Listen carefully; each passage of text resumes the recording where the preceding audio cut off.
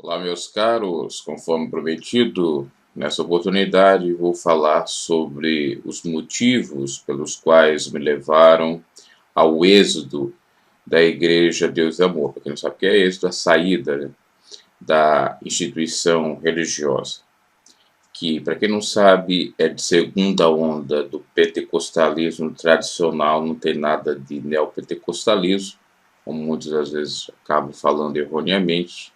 Tem seus prós, tem seus contras. Vou aqui atacar a referida denominação cristã, mas apenas dizer que determinados fatores pesarem muito para minha saída.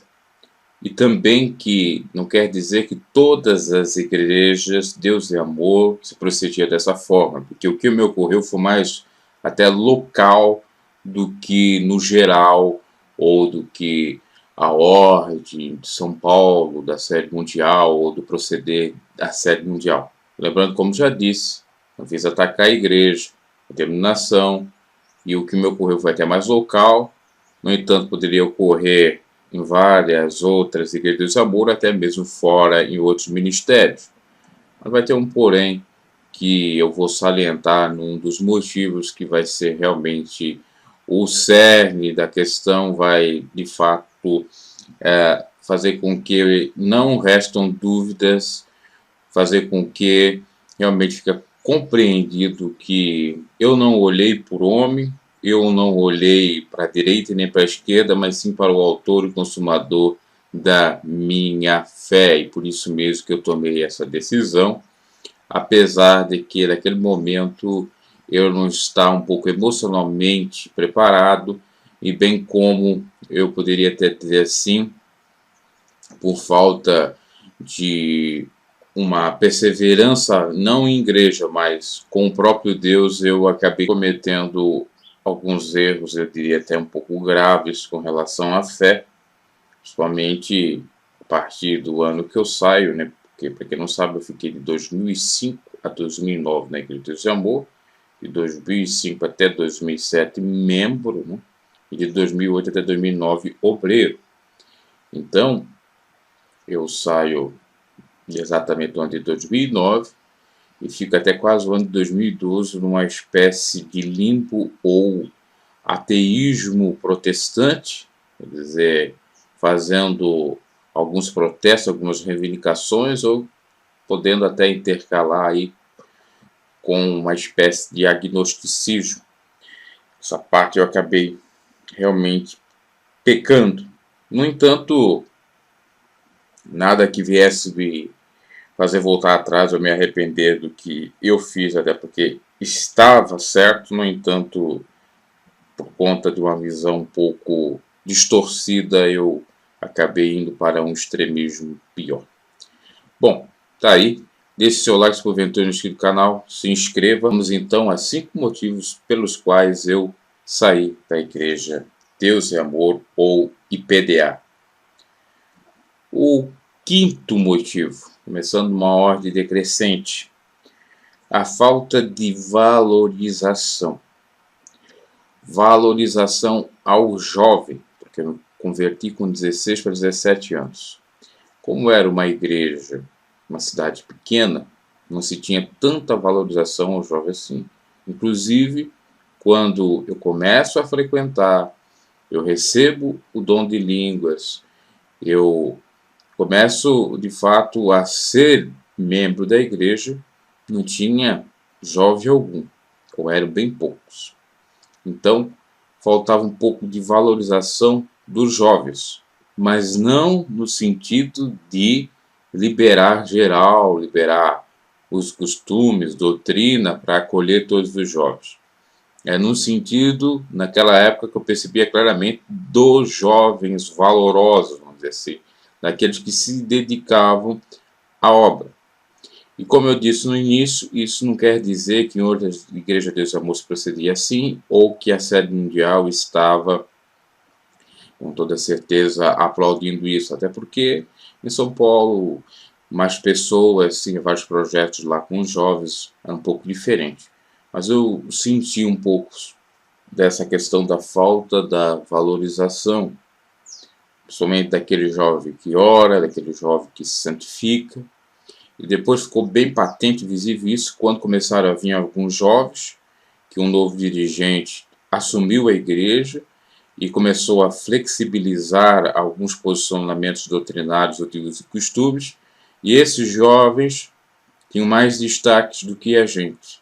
Tanto é que muitos chegavam a me chamar de santarrão demais, de uma pessoa muito quadrada, de uma pessoa que só queria viver para si.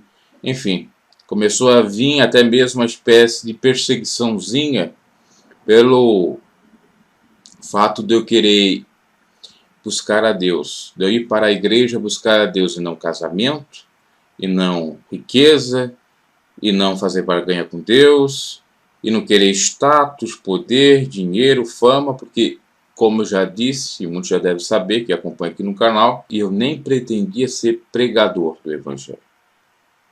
Até eu queria um pouquinho era ser cantor.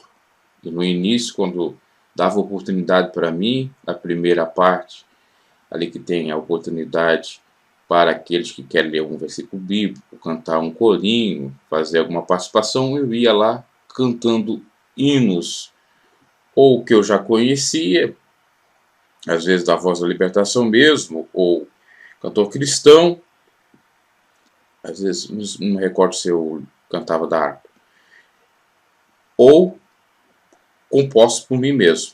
Então eu ia lá e fazia isso. Depois contava testemunho, quando recebia alguma bênção, e algum versículo bíblico, alguma coisa nesse sentido sempre fazia. Mas no início era cantar ou tocar. Então eu não tinha pretensão de pregador. E por conta disso, né, muito desprezo, muita perseguição, né, entre aspas, e de próprios irmãos crentes, né, de igreja, que às vezes não tinham mais um compromisso com a própria palavra do Senhor e que achavam que a gente estava indo para um extremismo grande. Eu fico pensando, extremismo grande. Se eu não tivesse tido encontro com o Senhor, como eu disse, aceitei Jesus na rua, não foi dentro da igreja, começasse a ler a palavra de Deus, orar, jejuar, santificar, eu não tinha recebido o dom de línguas, eu não tinha recebido as bênçãos de Deus, os dons de Deus, e não estaria de maneira alguma firmado na rocha. Tanto é que tudo que eu fiz no passado, não é para me vangloriar ou para querer reviver glórias passadas, mas fato é que de alguma maneira o Senhor me recompensou ao ponto de me trazer aos poucos de volta ao Evangelho, quando eu disse que me afastei assim de uma maneira pouco radical a partir de 2009 até 2012, porque eu não só saí da IPDA, tinha razão para sair, mas eu não deveria ter me enveredado por um caminho que fosse tão distante de Deus, porque comecei a fazer associação equivocada de religião com Deus ou de denominação cristã com Deus. Se eu não estivesse congregando, eu estaria fora de Deus. E aí eu disse, se é para congregar dessa forma, se é para eu cultuar esse Deus, eu prefiro renegar esse Deus, eu prefiro deixar ele de lado e seguir meus próprios caminhos. Lei do engano, a armadilha do inimigo, porque Deus a gente pode contemplar em várias formas, e orar e estar em comunhão com Ele em vários locais, independe de igreja, de congregação ou de estar congregando. Bom, esse aí é o quinto motivo. Quarto motivo, perseguição. Como eu já disse, por conta de eu ser uma pessoa diferente, uma pessoa que realmente prezava pela palavra de Deus. Me recordo que eu acompanhava muito o missionário Davi Miranda, suas orações pela madrugada, eu orava junto. Então, como eu era praticamente uma pessoa bem ligada à doutrina do missionário Davi Miranda, eu li a sua autobiografia e percebi que ele era um jovem de oração, um jovem de santificação, por isso que Deus levantou ele desde os seus 22 anos de idade. E eu queria ser semelhante a ele. Ele me inspirou de alguma maneira. É aquilo que o apóstolo Paulo disse, ser meus imitadores assim como eu sou de Cristo. Eu queria ser imitador do missionário, assim como na sua juventude ele foi um imitador do Senhor ou um seguidor de Cristo. Porque depois que ele se converteu, realmente, só compromisso com o Senhor. E como eu já disse, eu não era muito valorizado, porque realmente eu vinha na contramão da maioria dos jovens, até de alguns irmãos da própria igreja. E aí eles começaram a me rotular disso, daquilo, aquilo outro, e vinham as perseguições automáticas, né? E a gente sabe que é levante do inimigo. E elas começaram a piorar com a medida que o tempo ia passando, eu ia me firmando mais na rocha, ia seguindo mais exatamente a palavra de Deus, sendo favorável da doutrina e os costumes de Deus amor sede mundial, e querendo viver realmente Deus, e não apenas ter noçõezinhas básicas ou pseudos momentos com Deus, né, ou esterias, ou poucos momentos com o Senhor. E aí vieram as perseguições das mais variadas. Primeiro veio perseguição, obviamente desse que eu já falei, que achava que a gente queria ser santo demais. Depois veio perseguição dos próprios jovens, começaram a vir à igreja, e a gente era um pouco diferente deles, eles achavam que a gente não queria se enturmar, que a gente não queria participar da mocidade, porque a gente era melhor do que eles. Não tinha nada disso, eu ainda deixei isso bem claro, bem nítido. Ainda mais porque o próprio pastor, o presbítero na época, defendia esses jovens com unhas e dentes e me criticava muito por conta da minha postura um pouco diferente, inclusive da dele próprio. E depois mesmo, quando eu provei na Bíblia que não existe ungido de Deus para ele, então veio a perseguição clara, né? E toda a palavra que esse maluco, já vou dizer assim, pregava, era direcionada a mim. A gente ia para a igreja para ouvir a palavra de Deus, na realidade era ouvir uma interpretação equivocada de um camarada que nem teologia não tinha, direcionando a gente para dizer que a gente era espírito contraditório, era espírito disso, filho daquilo. Tanto é verdade que vai procurar onde está o sujeito hoje. Separou da mulher e está aí no mundão, né? Para não dizer outras palavras aqui. Então, quem está errado? Quem estava errado naquela época? Porque, como diz a palavra, a soberba precede a ruína, e quem é humilhado é exaltado. Os humilhados serão exaltados. Eu, de tanto ser humilhado, perseguido, e não é aquela perseguição lá do Valdemir Santiago, eu perseguido por ser falso profeta, não, a gente perseguido por ser de Deus mesmo, por tentar ser a luz do mundo e o sol da terra. Deus me trouxe de volta a Ele, a presença dele, não a presença de homem. Porque até hoje, para esses homens, porque eu não estou mais na Imperial ou no congrego, eu ainda estou em trevas. Estou desviado, eu sou do diabo. Pessoa que não tem conhecimento bíblico. Terceiro ponto, casamento. O que tem a ver casamento?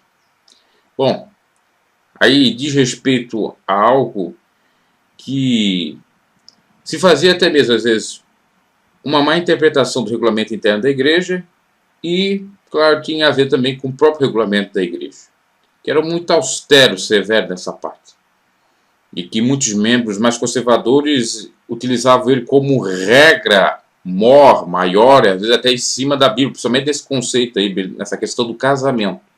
Por exemplo, a Igreja de Deus Amor não permitia o sujeito namorar por muito tempo. Chegou um dado momento que o máximo poderia namorar de 3 a 6 meses, depois alterou para 1 ano.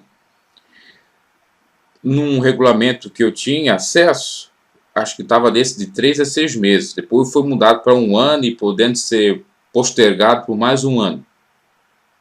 E o namoro era um namoro assim, da década de 20, de 30, de 40. Você não podia beijar a pessoa, tinha que viver em santificação, casto, e só visitar a moça quando os pais estivessem com ela e ela visitar você quando seus pais estivessem. Então era assim, né? Até eu não questionava muito na época isso aí. Eu só achava o extremismo, uma coisa equivocada, ter que casar imediatamente, sendo que a pessoa não tinha nem estrutura psíquica, e isso vale muito, e estrutura socioeconômica, porque, antes de tudo, é dinheiro para se viver. Ah, pode ter uma mente boa, pode ter isso, pode ter aquilo, mas precisa. Então, quer dizer, a pessoa não tinha uma estrutura socioeconômica, não tinha uma estrutura ainda, vamos dizer assim, formação intelectual do que queria ainda, aí casava, daqui a 2, 3, 4 anos estava separado. Olha lá se durava isso. Foi o que ocorreu com muitos. Pois tinha, por exemplo, o próprio pastor incentivando os jovens a casar que não estavam nem preparados. E tinha diferença de idade desses jovens. O que ocorreu? Acabaram casando, seguindo as profecias e as profetadas desse presbítero e dentre outros, obreiros e cooperadores, está separado até hoje, com um pepino para descascar. E é a questão do divórcio, que até agora a mulher não se divorciou dele. Lembrando que também tinha um outro problema com relação ao casamento, que era, depois que eu acabei vendo, a não ser que alterou o regulamento interno, porque o que eu tinha em mãos, já até falei aqui no canal, já era um pouco mais moderno. Mas, se eu não me equivoco, na minha época não podia casar em regime de separação de bens, tinha que ser universal de bens. E muita gente casou no regime universal de bens, foi para separar, deu problema. Está dando ainda. Então tinha esse porém, não podia casar uma separação de bens, nem uma separação total de bens. Isso independe de regulamento de igreja, porque a igreja não vai amparar o separado, não vai dar comida para o separado, para ele sustentar os filhos que porventura tiver, né? Não vai nem permitir ele casar novamente, né?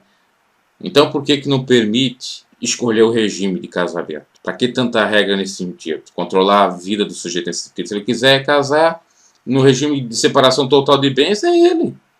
Isso não quer dizer que ele já está pensando em casar novamente por conta desse regime, porque isso diz respeito a direitos. Isso diz respeito, o regime de bens diz respeito, como já diz o próprio nome, a bens. Vão ser deixados para a mulher ou para o homem, para um dos cônjuges ou para os filhos, seja na partilha ou na divisão de um divórcio ou de uma herança, da morte de algum deles. E eles não compreendem isso, muita falta de conhecimento. Então tinha esses três porém aí com relação ao casamento. Aí tinha a questão seguinte, que a gente tinha que casar, obrigado a casar. E se não casasse, tinha algum problema. Tanto é que eu recusei muitas propostas, até porque eu sabia que eu não tinha condição financeira, não tinha maturidade, vamos dizer assim, no sentido de ser um pai de família, né? Que requer algumas responsabilidades.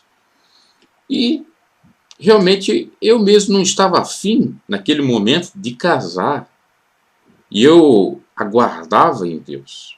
Como eu disse, eu me espelhava muito na pessoa do missionário e como até mesmo ele encontrou a sua esposa, que foi numa vigília. E foi depois de 6 anos dele convertido. E eu estava convertido, eu aceitei na rua, 1 ano, 2 anos, olhe lá.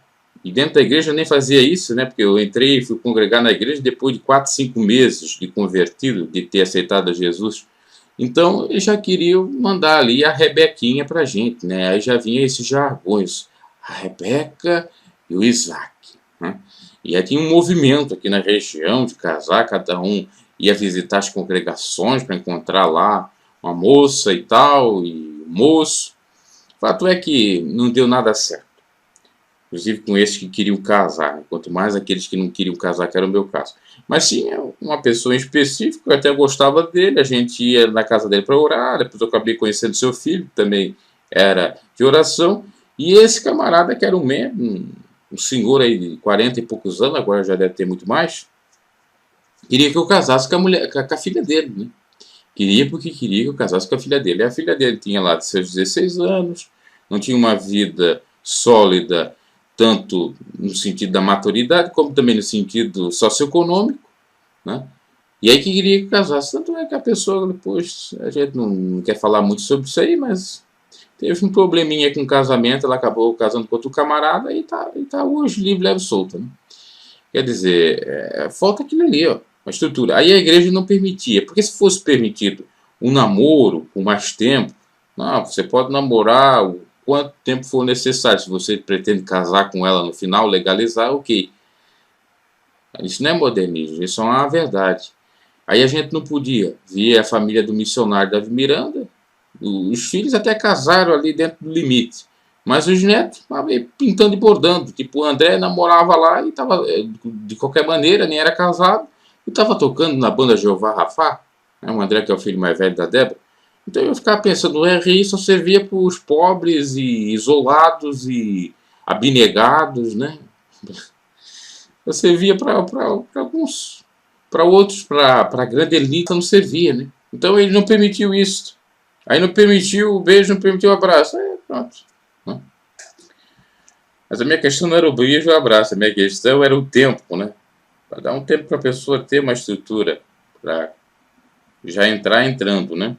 Vamos dizer assim, já entrar com possibilidade de casamento, com casa, porque quem casa quer casa, e com um salário compensador, ou com um emprego, né, fixo. Segundo ponto, nós já estamos falando, nós começamos na ordem decrescente, né? O quinto, falta de valorização. O quarto, perseguição. O terceiro, casamento. O segundo, entrar no esquema. O que é entrar no esquema? Eu diria que isso aqui foi o maior, o principal. Eu coloquei um outro porque diz respeito a algo muito real. Mas esse aqui foi primordial. Entrar no esquema. Eu recusei entrar no esquema. O que era entrar no esquema? É você entrar no caminho das profetadas e revelamentos pedindo ofertas.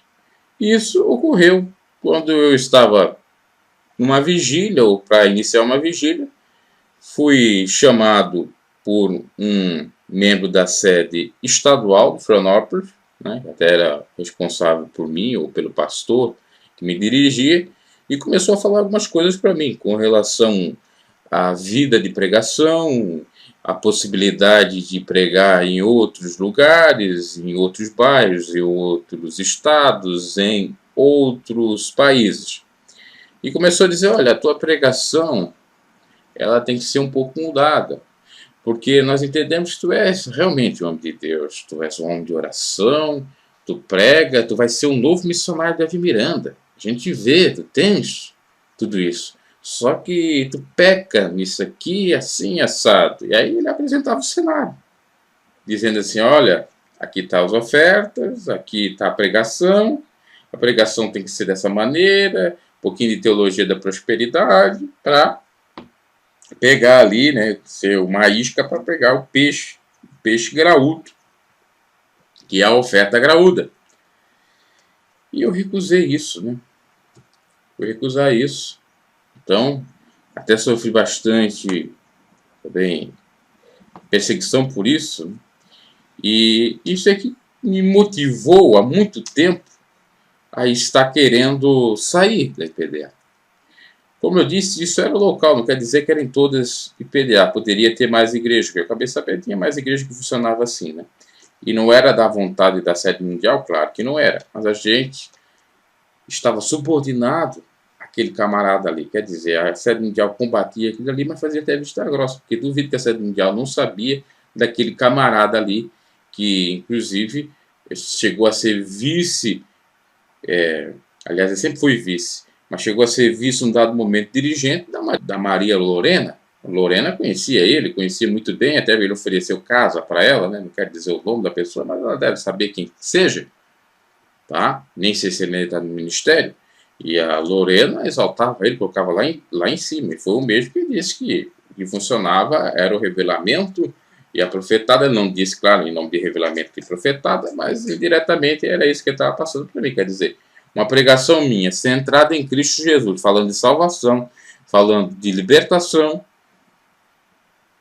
e não necessariamente pregando muita doutrina, não valia. O que valia era, de fato, os cultos de prosperidade, as mentiradas que se fazia para arrecadar oferta. Tipo, ó, Deus está me revelando aqui que tem 100 pessoas, que é para dar R$50, que Deus vai agir com providência na sua casa, no seu lar. Tipo, olha, Deus me revelou aqui que a mulher da bolsa tal, que ele já viu lá, que ela estava com a bolsa, já viu lá que ele até abriu, ela abriu a bolsa, colocou um documento, ó, e para ver como é você colocou um documento dentro da bolsa, aí tem um documento dentro da bolsa, né?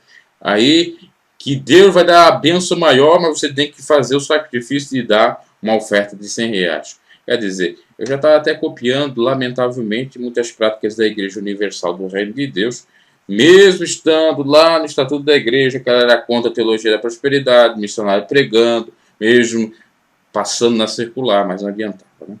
E aí eu não entrei no esquema, não tive a prosperidade, entre aspas, como muito sonhava, eu não queria mesmo também. né, de poder pregar em outros estados e ir para outros países, inclusive.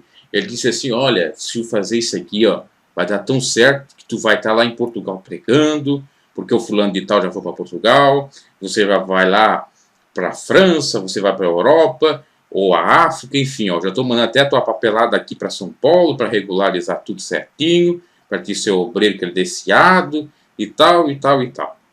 Tanto é que eu saí da IPDA e nem recebi esse crachá aí, essa credencial. É claro que meu nome estava lá porque ele disse que tinha enviado, depois eu perguntei para uma outra pessoa que esteve lá em contato com alguns membros da diretoria e disse que meu nome estava lá, né? E, inclusive, foi aí que eu tive que assinar o termo de trabalho voluntário, né? Mas ele me garantiu que momentaneamente ia ser um pouco voluntário, claro que a igreja ia pagar as despesas, mas tinha tudo para mais adiante receber a prebenda, que era o salário. Então, eu recusei isso aí, e aí eu soube retaliações, isso até me deu uma guinada muito equivocada na vida, eu comecei a fazer uma associação de que igreja é só dinheiro, e eu acabei me afastando, foi por esse motivo mesmo. Por esse motivo, e lamentavelmente até se afastando de Deus. E veria o primeiro motivo, que seria que eu aceitei Jesus e não a placa denominacional, não a placa de Igreja de Deus e Amor. Isso é verdade. Porque eu aceitei Jesus na rua quando meu avô morria. Estava para morrer. Eu fiquei com aquele pânico, eu perdi a mãe querido, meu pai figurado. E pensei o seguinte, um dia eu vou morrer, eu preciso de salvação. Eu já ouvia a palavra de Deus, apesar de não querer saber de Deus. E eu disse, não, eu preciso e tal. E o Espírito Santo foi trabalhando. Aí me converti na rua, como já fiz até vídeos no outro canal. E eu não aceitei a placa. Depois que eu fui para a placa da Igreja de Deus e Amor, depois que eu fui para a Igreja de Deus e Amor, porque eu tinha uma tia que congregava lá. Aí a igreja evangélica é outra pegada. Eu já tinha até um certo asco da Igreja Católica, porque o que meu pai fez realmente me fez até me ter certo asco com a Igreja Católica, porque ele mandou a minha mãe batizar eu na Igreja Católica, mas ele nem no dia do batismo meu católico ele teve presente. Ele se declara católico, mas nunca na minha adolescência e vida de criança, né, e na minha infância, esteve presente na minha vida. Né, que tipo de católico ele é? É um católico como qualquer um outro aí que não tem Deus. Como vários evangélicos que não tem Deus. Quer dizer, às vezes você é católico, você é evangélico, é protestante, mas você não é do evangelho, você não é de Cristo. Você não segue as pesadas de Cristo. Porque a Bíblia diz o seguinte, para honrar o pai e a mãe. Mas também diz para os pais não irritar seus filhos. E ele me irritou, porque ele não teve presente na minha vida. Foi omisso a vida toda. Então eu já tinha minhas reflexões e revoltas, não era só contra o catolicismo, mas sim contra o próprio Deus nesse sentido, quando eu não era convertido. Aí morreu meu avô, que era um exemplo para mim. E o meu avô era tanto um exemplo que ele não era nem católico nem protestante na sua velhice. Ele foi lá quando casou com a minha avó, mas já desde aquela época, eu soube por parte da minha avó, que ele não era muito chegado a catolicismo, a igreja, nada. O padre até disse assim, olha, Teodora, é o nome da minha avó, cuidado, porque esse aí não é um cristão muito bem não, né? Isso aí, porque ele não está nem aqui na igreja católica, né? Não fez crime, não fez nada, não fez isso, aquilo outro. Né? Mas o vô estava muito certo, Pelo menos eu via toda a vida ele orando antes de dormir, e Deus ouvia as orações dele, mesmo sendo fracas ou na sua ignorância. Deus teve misericórdia dele. E ficou honrando a mulher dele até a morte, 62 anos. Né? Isso aí que agrada muito a Deus. Diferente desses daí que faz filho aqui, acolá, e depois vão casar e é tão santo. Né? Tão santo. E nem esse pai da gente que fez, quer dizer, faz a gente, não casa com a mãe da gente, tira a virgindade dela, não casa com ela, deixa a gente no relento. Né? Porque isso aí é o pior, porque a questão dele ter separado tem a ver sim. Mas pior ainda é fazer um filho e deixar, né, aí solto. E aí vai casar. Aí a igreja católica se coaduna com isso. Se fosse de outrora, do passado, não iria aprovar isso de maneira alguma. Mas a moderna aprovava, né? Porque da época da minha avó não aprovava, não. A mulher não poderia nem receber um beijo, e se o homem ou a mulher for descoberto porque ele já tinha prometido casamento para aquela mulher, tinha que honrar o casamento. Mas aí veio a lei do divórcio, teve outras construções de pensamento e entrou isso dentro da Igreja Católica também. E aí o padre falou, casou, linda, é casado, como se não tivesse uma outra mulher e nem um filho, né? Hipocrisia dos infernos. E por isso que está tudo aí, o mundo virado no chapéu velho, essa prostituição generalizada para todo mundo até canto, né? E filhos revoltosos, tudo por conta disso. E esses daí vão pagar, né? Então, voltando aqui, quando eu falo disso aí, eu já fico um pouco atacado. Né? São as revoltas, as verdades que a gente tem que falar. Né? Eu tenho um nojo de hipocrisia. Santinho, de Jesus, eu creio em Deus. Creio uma pinóia. Você crê uma pinóia. Porque em prática você não faz nada de um cristão. Como é que você crê em Deus? Não faz nada de um crente em Deus? Ou que professa a fé no Senhor? Por isso que Jesus disse, nem todos que dizem Senhor, Senhor, serão salvos. Bom, voltando. Então eu aceitei foi Jesus. E não foi a placa denominacional. Não foi a Igreja Deus e Amor que morreu por mim. Não foi a Igreja Católica que morreu por mim. Quem morreu por mim foi Jesus Cristo. Para a remissão dos meus pecados, para a minha salvação. E depois eu comecei a analisar tudo também. E foi aí que o Espírito Santo também começou a fazer eu voltar aos poucos ao Senhor, lembrando, a partir de 2012, quando eu comecei a pegar os hinos que eu fazia no passado, inspirados, colocar no computador e fazer outros, que foi a questão exatamente do plano de Deus na minha vida.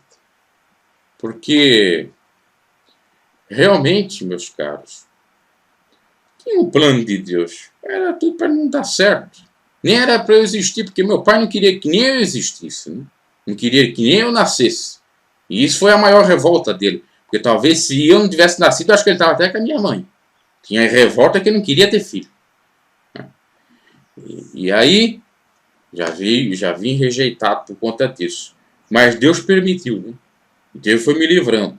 Com 5 anos, eu quase morri. É um problema de enfisema pulmonar, ou problema pulmonar, que eu não sei o nome, qual era a doença que eu tinha, era no pulmão. Fiquei 5 dias internado e saindo sangue pela boca, pelo nariz, enfim, várias problemáticas nesse sentido. Deus me livrou. E aí que a gente vê se a gente tem pai ou não, né? Porque ele não foi nem um dia lá me ver com 5 anos de idade, nem um dia. Cadê o pai? Né? Só Deus, beijo. E depois, dentre outras coisas que ocorreram na minha vida, livramentos de Deus, e eu comecei a ver isso aí, o Espírito Santo, trazer isso à tona na gente, a gente começar a se humilhar, a chorar na presença de Deus, e aí eu voltei ao Senhor, mas não à igreja. E ainda continuo com as minhas falhas, porque eu não sou santo beato. Né? Eu tenho muitas coisas que eu pensava no passado, que eu continuo a pensar, não mudo, porque o que é de Deus e pronto, não tem como mudar, é imutável. Tem outras coisas que, com relação aos costumes até realmente, ou eu já pensava, ou eu acabei com um amadurecimento espiritual pensando de outra forma, até porque se eu for analisar, eu tenho, querendo ou não, apesar desse tempo um pouco afastado, mas mesmo assim ficava tudo na minha cabeça, era uma confusão danada, o inimigo atacando daqui e lá, eu tinha os versículos bíblicos na cabeça, e quando eu ia para o ateísmo, já vinha os versículos bíblicos na cabeça, era o Espírito Santo tocando e tal, enfim, foi um conflito danado, até posso falar isso no outro vídeo. E ocorre que eu estou com quase 15 anos aí, 2005, já estamos chegando a 2020, em janeiro, dia 29 ou 30 de janeiro, faz 15 anos que eu conheço a verdade, que eu comecei a estudar a palavra de Deus, que eu comecei a ter uma conversão de verdade. Então, tudo tem a ver com o processo de amadurecimento. Então tá aí os motivos porque quando eu saí da IPDA. Mas eu não tenho lá aquela minha mágoa, aquele meu ressentimento com a denominação. Até eu tenho a gratidão, né, por muitos irmãos que eu conheci do bem de Deus, de oração, de santificação, realmente prezavam pelas almas, que faziam um trabalho assistencial, que faziam um trabalho do bom samaritano, de visitar as pessoas necessitadas, de ajudar naquilo que eles podiam ajudar. Por ter conhecido o missionário Davi Miranda, que para mim foi meu pai na terra, na fé, foi com toda certeza, apesar dos erros dele, mas foi meu pai na terra. Admirava muito a sua coragem, admirava muito a sua vida, a dedicação à obra de Deus. a sua, até eu diria, fidelidade no sentido da família, porque ele permaneceu com a mulher dele até a morte, 50 anos de casado. Se fosse um desses vagabundos que se despastou aí, já estava no terceiro, quarto casamento, né? Mas ele respeitou a esposa dele até o fim, tá? Ela teve problemas com o filho, depois no final da vida dele, ele talvez reviu seus posicionamentos, que ele foi um pouco rude na educação dos filhos, teve, e aí que prejudicou um pouco na Igreja Deus Amor. Mas, tirando isso e outros, vamos dizer assim, exageros, ele estava calcado em muitas coisas que ele falava na palavra de Deus. Essa é a grande realidade. Tá? E de tudo aquilo até que ele tinha aprendido na época do catolicismo dele, que era um católico bastante roxo, como eu já falei muito aqui no canal. Então, eu não tenho que eu estar criticando a Igreja de Deus Amor, eu critico as coisas erradas da Igreja de Deus Amor, como de qualquer uma outra. Né? Tipo, até quando eu tenho parentes que estão na Igreja de Deus Amor, que só estão no casco, porque não tem mais aquela vida cristã que tinha quando realmente se converteram e viviam no primeiro amor. Né? Essa é a grande realidade. Então tá aí, meus caros, esse vídeo referente às motivações até foi baseado em algumas perguntas que eu vi aí no próprio canal, pessoas dizendo, por que você saiu do desamor, o que aconteceu, o que não aconteceu, é isso aí. Mais ou menos em síntese é isso. E lembrando, como eu disse, do primeiro motivo, que seria o primeiro mesmo, no sentido de que realmente eu não estava pegado à placa. Eu admirava a Igreja de Amor e o missionário, mas não estava pregado à placa, que aceitei a Jesus Cristo. Quem morreu por mim foi Jesus Cristo. Até porque o missionário só serviu como um ai, um tutor, um dado momento. Depois veio o Espírito Santo e trabalhou comigo e foi me moldando, e o meu contato é com Deus, né? Porque se eu tivesse apegado ao homem, quando ele morreu, então eu estava desesperado. Né? Não ia mais buscar o Senhor, não ia mais confiar nas suas bênçãos e vitórias e tal. Apesar de eu ter sentido, inclusive, muito o falecimento dele, até eu me recordo que eu estava pedalando naquele momento, isso já sabendo da notícia, e fiquei um pouco abatido, claro. Uma pessoa que a gente admirava, mas não é Jesus Cristo. Né? A gente tem que estar apegado a Cristo Jesus. E o motivo de sair mesmo seria a questão de não ter entrado no esquema, e a gente começou a pensar, é tudo dinheiro, é tudo isso, é tudo aquilo. E o inimigo trabalhar nesse sentido. Né? Mas realmente acho que era necessária a minha saída mesmo, porque do jeito que estava se configurando naquele momento era isso, e ainda tem muito disso, diga-se de passagem, não é em todas, mas tem. E depois eu aceitei Jesus, pronto. Eu acabei tendo mais liberdade, entre aspas, para fazer algumas coisas que eu não podia na Deus Amor fazer. Por exemplo, se eu continuasse na Igreja Deus Amor, eu não poderia falar com outras pessoas que pertencem a outras denominações. Eu não poderia pregar algumas coisas que eu prego. Por exemplo, a questão do namoro sem estar casado em pouco tempo. Quer dizer, namoro que dure ou perdure mais de 5, 6 anos.